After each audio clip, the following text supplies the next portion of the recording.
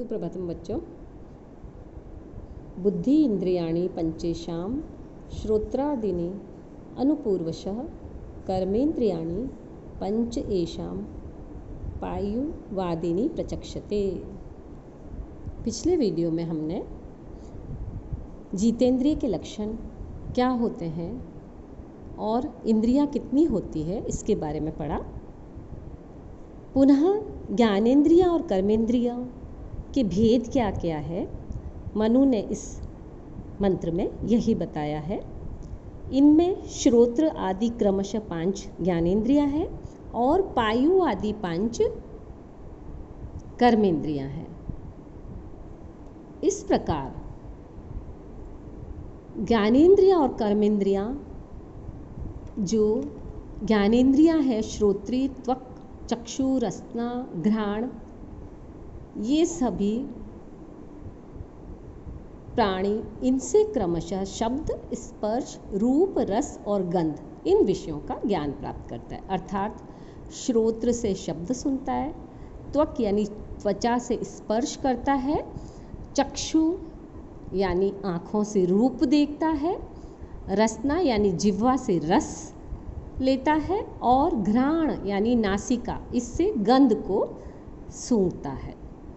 तदंतर जो पायु, उपस्थ, हस्त, पाद और वाक, ये जो 5 कर्मेंद्रियां हैं, इनसे प्राणी क्रमशः उत्सर्ग अर्थात मल का निस्सारण करता है, आनंद प्रदान होता है, हस्त से आदान का काम करता है, पाद से विहरण यानी चलने का काम करता है और वाक यानी वचन, वाक यानी वाणी, वाणी से यह बोलने का कार्य करता है।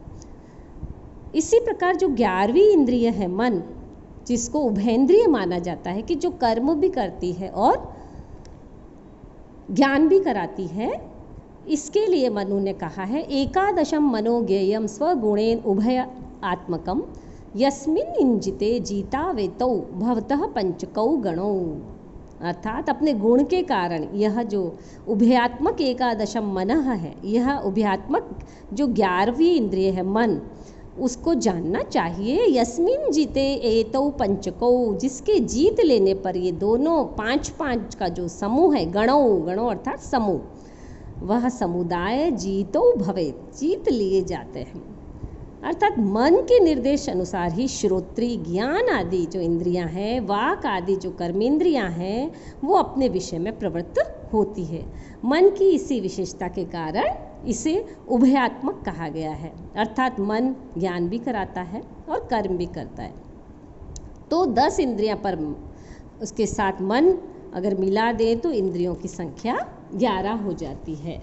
इस प्रकार ये मन जो है वो अधिष्ठाता है समस्त 10 जो इंद्रियां हैं उनका। मन संकल्पात्मक होने से वह ज्ञानेंद्रिय भी है और कर्मेंद्रिय भी है। सांख्य कारिका में भी मन को उभयात्मक कहा है। इसी प्रकार जो इंद्रिय निग्रह से जो सिद्धि है वो कैसे प्राप्त होती है। इंद्रियाणाम प्रसंगेन दोषम रिच्छति संनियम तुतानि एव तथा सिद्धिम नियच्छति। अर्थात इंद्रियों के संबंध से व्यक्ति निस्संदेह दोष को प्राप्त होता है, परंतु यदि वह उन्हीं को नियंत्रित कर लेता है तो वो सिद्धि को भी प्राप्त कर लेता है। इंद्रियां अपने अपने विषयों की ओर आकर्षित होकर उन विषयों का भोग करना चाहती है। यदि व्यक्ति का मन चंचल हो जाता है तो वो इंद्रियों द्वारा विषयों को भोगने में प्रवृत्त हो जाता है। फलतः विषयों के भोग से व्यक्ति में निस्संदेह अनेक दोष आ जाते हैं। इसी के विपरीत यदि व्यक्ति स्थिर मन हो जाता है तो इंद्रियों को उसके विषय के प्रति आकर्षण से विवेक पूर्वक या ज्ञान पूर्वक, प्रयत्न पूर्वक वो रोक लेता है। फलतः वह अणिमा आदि जो अष्ट सिद्धियां हैं उनको अथवा मोक्ष प्राप्ति रूप सिद्धि को प्राप्त कर लेता है। इसी प्रकार इंद्रिय नियंत्रण में विषय उपभोग बाधक होता है। इस तथ्य को स्पष्ट करते हुए मनु कहते हैं न जातु कामः कामानाम उपभोगे न शाम्यति हविषा कृष्णवत्वमेव भूय एवं अभिवर्धते।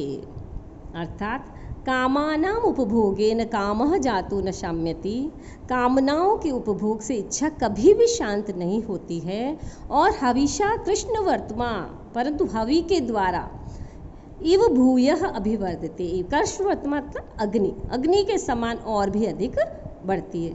यानी हम अग्नि प्रज्वलित हो और उसमें यदि हम हवि डालते रहें, उसमें आहुति देते रहें घृत रूपी हवि की, तो वो अग्नि और भड़कती है।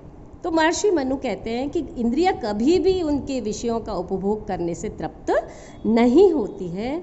व्यक्ति अपनी इंद्रियों द्वारा विषयों का कितना ही उपभोग क्यों न कर ले, किंतु उसकी इच्छा कभी भी शांत होती ही नहीं है।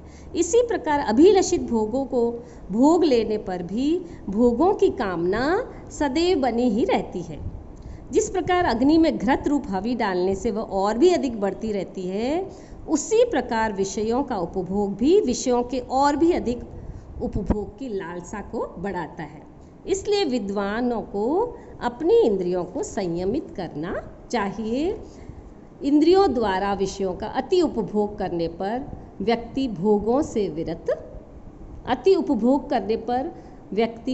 से विरत नहीं हो सकता।